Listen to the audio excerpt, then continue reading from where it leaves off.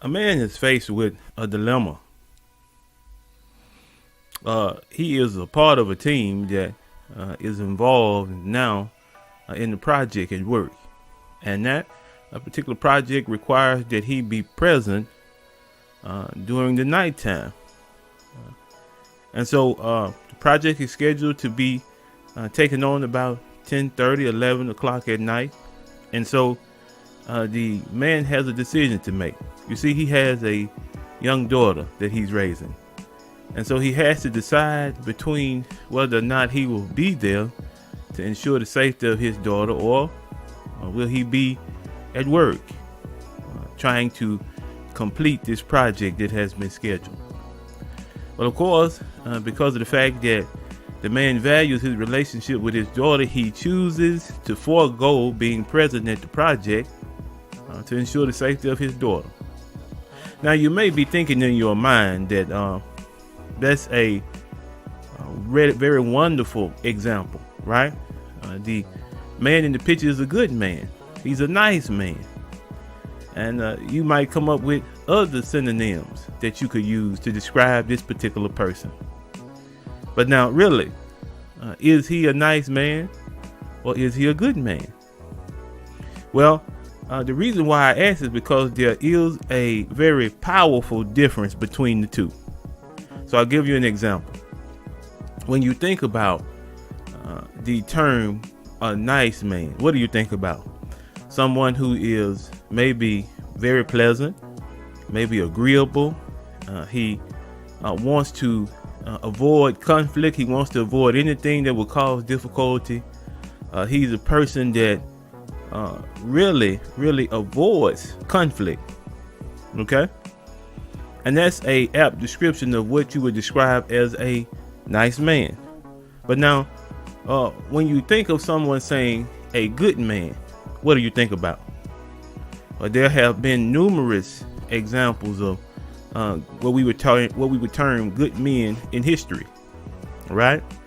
And when you think about those men, they were dynamic.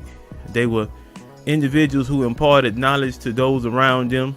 They cared for those around them. They were adamant about providing and protecting. And so we look at those men as being good, right? So at this particular point, though, it's necessary for us to get a better understanding of these two words, okay? Because what I just gave to you was an anecdotal description of what it means to be nice and what it means to be good. But we want something firm. We want something concrete. We want something that we can stand on in regards to this discussion, okay? And so what we'll do is get a working definition of the two words. Now, the word nice, what does it mean? Well, from my notes, it means being pleasant, agreeable, satisfactory, pleasant in manner, good-natured, to be kind. Okay? And then what does it mean to be good? It means to be desired or approved of. Now, notice this next definition. Having the qualities required for a particular role. So, brothers, which one would you choose to be? Which one would you prefer to be called? And sisters, which one would you prefer to have as a husband? A nice man or a good man? Now, at face value, I know what you're thinking. You're saying, Marcus, those two are the same thing. They're synonyms of each other. But as I mentioned from the outset, they're very different. So now why do I say that? As we mentioned, a nice man is one who he avoids conflict, right? He wants to be agreeable. So that means that he wants to be liked by all. So automatically, we can assume that the opinions of others matters a great deal to a person who is a nice man. He has no desire to stand out. He doesn't want to be different. And like we mentioned, he's absorbed in what other people think of him. So much so that at times he bases important decisions on the thoughts of others. And so, really then, when we look at an individual who's nice, they are individuals who they just want to get along. And there's nothing wrong with that. Absolutely not. But now, what about when it comes to being a good man? Well, first of all, we need to make something clear. That anytime you use good as an adjective, then that means that the particular person or the particular role that the person is playing, he's skilled at it. Just think about it for a minute. When you hear the phrase a good carpenter, what do you think? This man is skilled at carpentry. What about a good painter? This man is skilled at painting. What about a good plumber? This person is skilled at plumbing, right?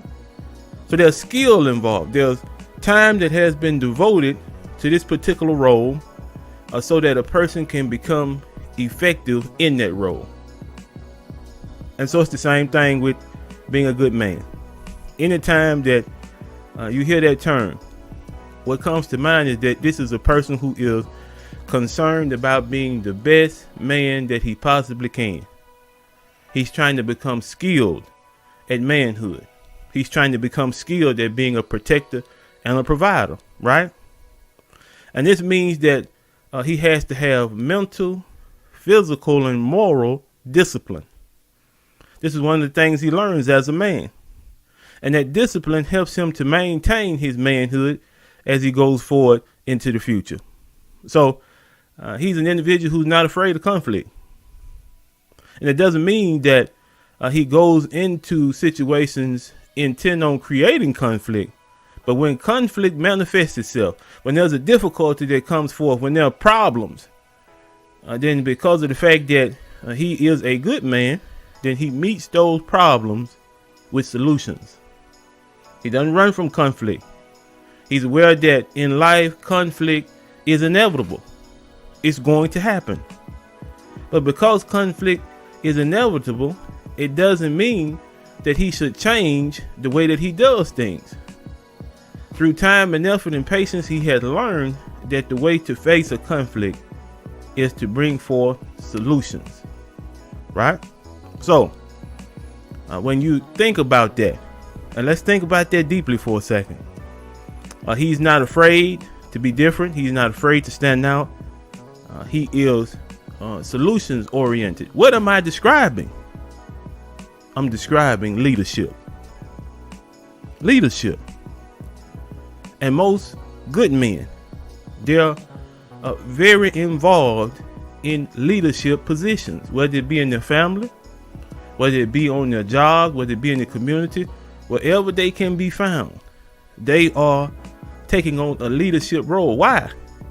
Because in order to be a good man, you have to be intent on making sure that those around you are provided for and protected. And sometimes that means that you can't be nice. If you see an individual and they're about to make a decision that's going to hurt them, you can't be nice. Or if you see an individual that's about to do something that could affect their future, you can't be nice. You have to be firm. You have to help that person to appreciate that this is not the course to take. This is not the thing to do. And in that particular instance, being a good man would mean that you would try to help that person to reason on their situation and come up with a solution that will benefit them and everyone around them. So that's the reason why I say it's not possible. Yes, it's impossible to be a nice man and a good man. Because if you're nice, then whatever a person decides to do is fine with you, and you might even follow them. But if you're a good man, the stance that you take is based off principle. It's based off wisdom. It's based off looking at a situation and trying to find the correct solution, and not the solution that plays to everyone's egos, that tickles their ears. That's not what you're interested in. So as I mentioned, there is a vast difference between being a nice man and a good man. So if you ask me, what would I encourage? Well, for the brothers listening, I would encourage you to be a good man. Prioritize the things that are important to you. Stand on the principles that you have found to work in your life. And hopefully, because of the fact that you've done that, individuals will refer to you as a good man. You see, it's times when you can be pleasant, right? It's times when you can be agreeable. But the good man understands that there are times that you have to be firm. There are times that you have to set boundaries. when it comes to situations that confront you. You have to. Because if you don't set boundaries, then in situations where you need to perhaps stop an individual from doing something that could hurt them, if you don't set boundaries, then that means you'll just allow individuals to do what they want. And now, is that really what manhood is? Is that really what it means to provide and to protect? Absolutely not. So a good man is concerned with those things. And as I mentioned, that is the fundamental difference between being a good man and being a nice man. You have the courage to be different. You have the courage to put other individuals ahead of yourself. And you're doing it not because you're afraid of what they'll think of you. You're doing it because you want them to fare well. And that's always a positive. Always. And so that's the thought for this morning, you all. Right? Fight to be a good man. And in the world where we see so many difficulties that resort for individuals who try to be good, I'm sure you'll find that it's worthwhile. I'm sure you'll find that the effort that you put forth is worth it in the end, because you'll set an example that will help individuals around you to build. They'll be able to build things that are lasting. They won't be involved in situations that could hurt them in the future. Okay? So, that's our thought for this morning, man. I had to go heavy this morning. I did. And the reason why, man, is because just lately that topic has come. Being a nice man as opposed to being a good man. As I mentioned, I'd encourage you to do the latter. So, we hope that this week goes well for you. You know I always do. And you know how we end this. Do something positive. Do something positive. Today. And see, doesn't it come back to you in a way that is more positive than when you send it out? That's always how this works, man. You put that out into the universe and it comes back to you 3, 4, sometimes 5-fold. And so, I wish that the week goes well for you. I hope that everything that you plan comes to fruition. And I hope that you're able to maintain your positivity in the midst of everything you have to do. We love you. Peace.